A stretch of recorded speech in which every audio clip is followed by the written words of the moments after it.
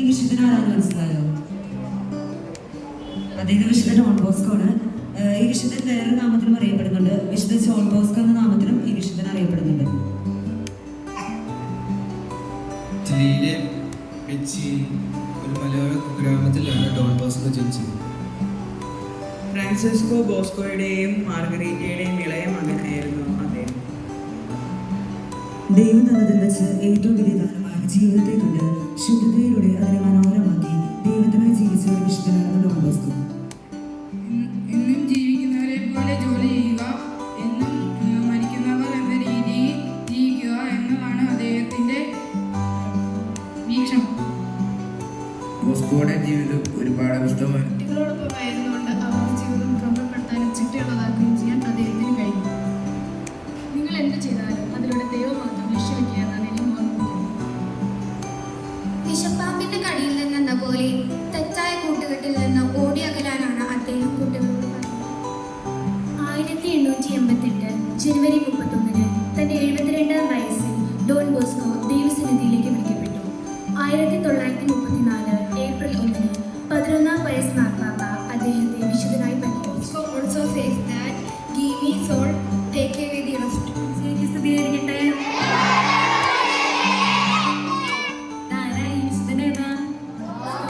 Don Bosco ഒരു മാജിക്കുകാരനായിരുന്നു. അന്നത്തെ കാലത്ത് ഈ 1880-കളിൽ ആ ഒരു ഫ്രാൻസ് ആ ഒരു സ്ഥലത്ത് ഒത്തിരി കുട്ടികൾ ഇങ്ങനെ തെറ്റിലേക്കും ഇമ്മോറലായിട്ടുള്ള ലൈഫിലേക്കൊക്കെ പോയിരുന്ന ഒരു കാലഘട്ടമായിരുന്നു അത്. അപ്പോൾ ജയിലുകളിലൊക്കെ കുറെ കുട്ടികൾ അടയ്ക്കപ്പെട്ടിരുന്ന ഒരു കാലഘട്ടം. വേണ്ടി എന്തെങ്കിലുമൊക്കെ ചെയ്യണം എന്നുള്ളൊരു ആഗ്രഹം ഉണ്ടായിരുന്നു വിശുദ്ധ ഡോൺ ബോസ്കോയ്ക്ക്. ആ ഒരു രീതിയിലാണ് വേറൊരു വിശുദ്ധനാണ് വിശുദ്ധ ഡോൺ കഫാസോ. ആ അച്ഛൻ്റെ കൂടെയാണ് ഈ സ്ഥലങ്ങളിലെല്ലാം സന്ദർശിക്കാനായിട്ട് പോയിരുന്നത്.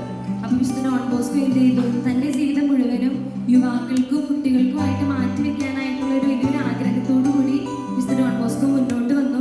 വേറൊരു സഭ സ്ഥാപിച്ചു. SDB സലേഷ്യൻ കോൺഗ്രിഗേഷൻ വിശുദ്ധ ഡോൺ ബോസ്കോ സ്ഥാപിച്ചതാണ്. അമ്മയും വിശുദ്ധയാണ്, വിശുദ്ധ മമ്മ മാർഗരറ്റ്. ഇങ്ങനെ ഒരു വിശുദ്ധിയുടെ ഒരു പശ്ചാത്തലത്തിൽ ജീവിച്ച ഒരു വിശുദ്ധനാണ് വിശുദ്ധ ഡോൺ ബോസ്കോ. ഒരു മാജിക് കളിക്കാരനായിരുന്നു. പിന്നെ കുറച്ച് ബാക്കി കാര്യങ്ങൾ നമ്മുടെ അലൻ കംപ്ലീറ്റ് ചെയ്യും. എന്നിട്ട് നിങ്ങളുടെ ക്വസ്റ്റ്യൻ കഴിയും. നമ്മുടെ ജീവിതത്തിലെ വാക്കുകൾക്ക് നല്ല പ്രസക്തി ഉണ്ടല്ലേ? അതുപോലെ തന്നെ ഡോൺ ബോസ്കോ തൻ്റെ വാക്കുകളിലൂടെ അനേകം വ്യക്തികളെ സ്വാധീനിക്കും. ഇപ്പോൾ സിസ്റ്റർ പറഞ്ഞ പോലെ കുട്ടികളെ ആണെങ്കിലും അനേകം വ്യക്തികളെ സ്വാധീനിച്ച ഒരു വ്യക്തിയാണ് വിശുദ്ധ ഡോൺ ബോസ്കോ. ഡോൺ ബോസ്കോ നമ്മളെ പഠിപ്പിക്കുന്ന ഒരു കാര്യമാണ്, നിങ്ങൾ നന്മ ചെയ്യാൻ അല്ലെങ്കിൽ നന്മ നാളത്തേക്ക് വേണ്ടി മാറ്റി വെക്കരുത്. നന്മ നിങ്ങൾക്ക് ചെയ്യാനുണ്ടെങ്കിൽ അത് ഇന്ന് തന്നെ ചെയ്യുക. കാരണം നാളെ നിങ്ങൾക്ക് അതിനുള്ളൊരു അവസരം ലഭിക്കുമോ എന്ന് നമുക്കറിയാൻ പറ്റില്ല. അതുപോലെ തന്നെ നമ്മൾ എന്ത് ചെയ്താലും ദൈവമഹത്വം ലക്ഷ്യമാക്കുക എന്നതായിരിക്കണം നമ്മുടെ ജീവിതത്തിലെ ലക്ഷ്യം. എല്ലാവർക്കും ഇന്നത്തെ ഞങ്ങളുടെ വിശുദ്ധനെ അവതരിപ്പിച്ച് എല്ലാവർക്കും മനസ്സിലായെന്ന് ഞങ്ങൾ വിശ്വസിക്കുന്നു. അപ്പം ഒരു 5 ചോദ്യങ്ങൾ ഞങ്ങൾ നിങ്ങൾക്ക് വേണ്ടി ചോദിക്കുന്നു. ഡോൺ ബോസ്കോ ഇറ്റലിയിലെ ഏത് ഗ്രാമത്തിലാണ് ജനിച്ചത്? കറക്റ്റ് ആണ്, ബേച്ചി എന്ന ഗ്രാമത്തിലാണ് ഡോൺ ബോസ്കോ ജനിച്ചത്.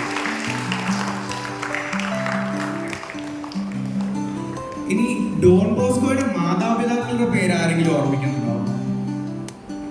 മൂടോർമ്മ. അത് അമ്മയുടെ പേരാണ്, കറക്റ്റ് ആണ്. പിതാവിന്റെ പേര് ആരെങ്കിലും ഓർക്കുന്നുണ്ടോ? ഫ്രാൻസിസ്കോയും മാർഗരറ്റും.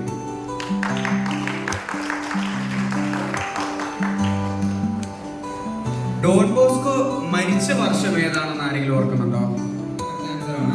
1888 ജാനുവരി 31 വിശുദ്ധ മരിച്ചത്. കഴിഞ്ഞ ആഴ്ച പരിചയപ്പെടുത്തിയ വിശുദ്ധൻ ഏതാന്ന് ഓർക്കുന്നുണ്ടോ?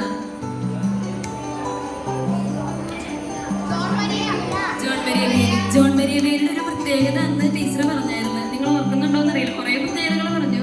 അതിലൊരു ക്വാളിറ്റി ഒരു മാതാവിന്റെ ഭക്തനായിരുന്നു എന്നുള്ളതാണ്. ഓർക്കുന്നുണ്ടോ? ഒത്തിരി ജപമാലകളൊക്കെ ചെയ്യുമായിരുന്നു എന്ന് പറഞ്ഞു. നമ്മുടെ ഈ വിശുദ്ധനും ഒരു മാതാവിന്റെ ഭക്തനായിരുന്നു. ഇങ്ങനെ ഒരു കോട്ട് പറഞ്ഞിട്ടുണ്ട് വിശുദ്ധൻ: നിന്നാൽ കഴിവുള്ളത് ചെയ്യുക, ബാക്കി ദൈവവും ദൈവമാതാവും കൂടി ചെയ്തുകൊള്ളുമെന്ന്. അപ്പൊ എല്ലാവർക്കും ഒരു നല്ല ആഴ്ച ആശംസിക്കുന്നു. വിശുദ്ധ ഡോൺ ബോസ്കോയുടെ മാധ്യസ്ഥം നേടുക. നിങ്ങളും വിശുദ്ധിയിലേക്ക് വളരുക. ഓക്കെ.